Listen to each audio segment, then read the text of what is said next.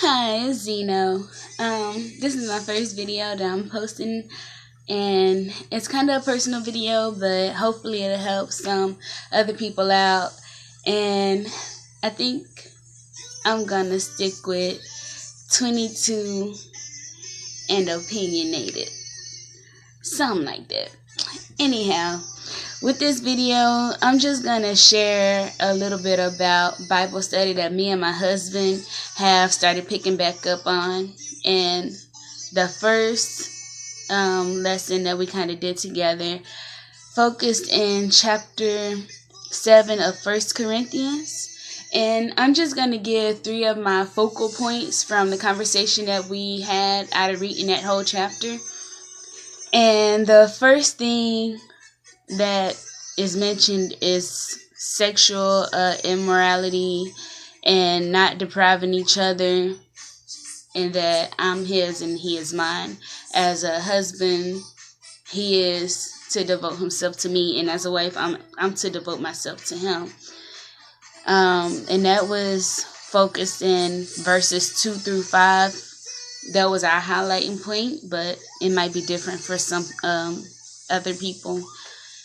Also, depending on your version of the Bible that you have. I'm not going to get too detailed with what the verses say for right now.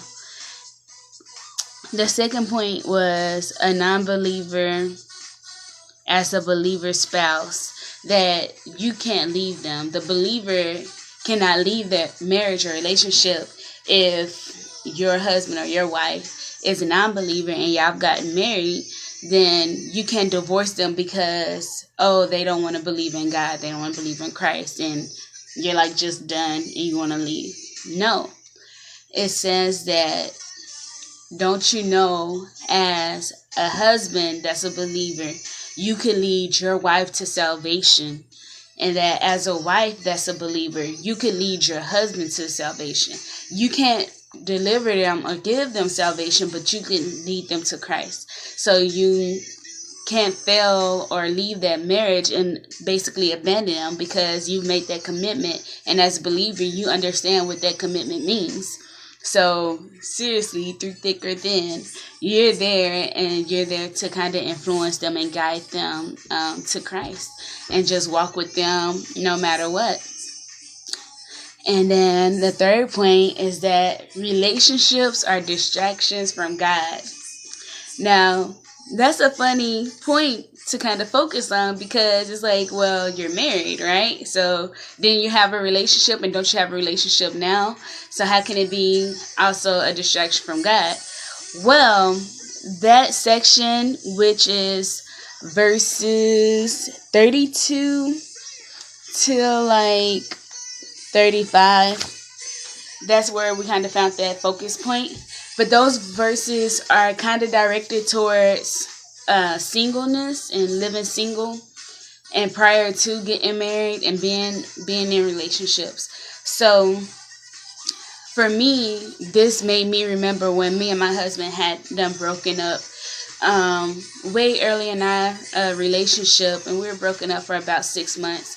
And after my little broken heart, got over the whole constantly contacting him and trying to mend things and see what was going on, I decided and finally had that thought sit in to just focus on God and focus on my relationship with Christ, and to dive more into my Bible study like we were kind of being urged to do in our Bible study, the youth Bible study.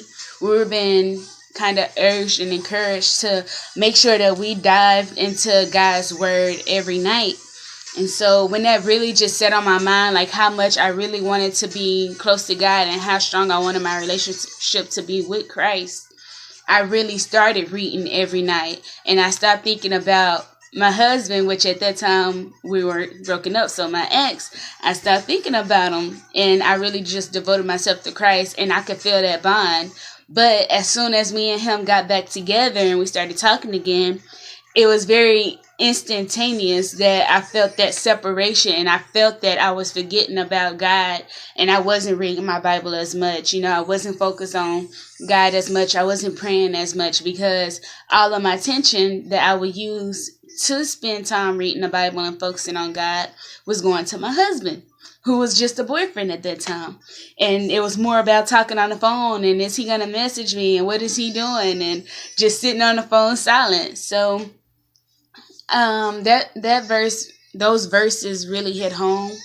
And the encouragement is that if you're single, not to focus as much on finding someone else or being in a relationship with someone else, especially if you know you're not in a place where you want to settle down, or you're looking for someone that you can potentially settle down with, and that you can respect those boundaries that you know are set as a believer, to be single and mingling, not mingling the way that the world says, that statement. So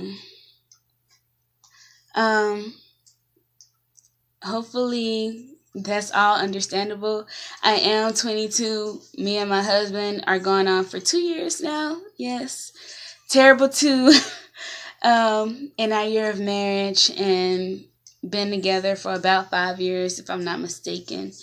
And I just hope that downloading these videos will kind of encourage or help other young couples that are either engaged or getting married, or either having a mindset of getting into a serious relationship because they are in that mindset of committing to another person. Hopefully this will kind of brighten that mindset and encourage you.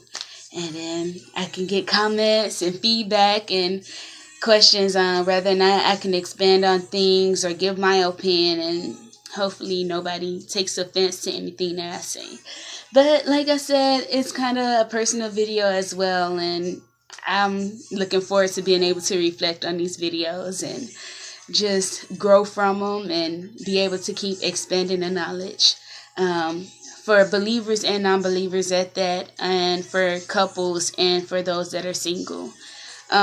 If you're single and you know you're not ready to commit or looking to commit, then definitely just focus on where God has you right now. And if you're single and you're not a believer and you're not ready to commit to someone, definitely just keep working or stay in school, taking college classes and stuff, and just focus on where life is taking you. And I hope that one day, if you're watching my videos, or if you get hooked onto my videos, that some of the things that I say would kind of draw you closer to God. I really do. So thank you for watching.